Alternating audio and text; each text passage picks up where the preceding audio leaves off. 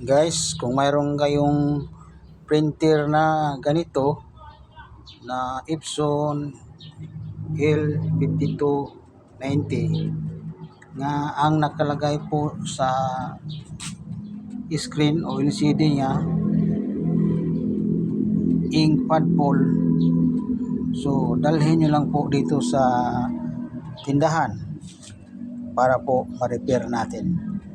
Ito yung printer na to, may wifi po ito na built-in. So ito po yung model niya, ito po yung brand niya. So yun po.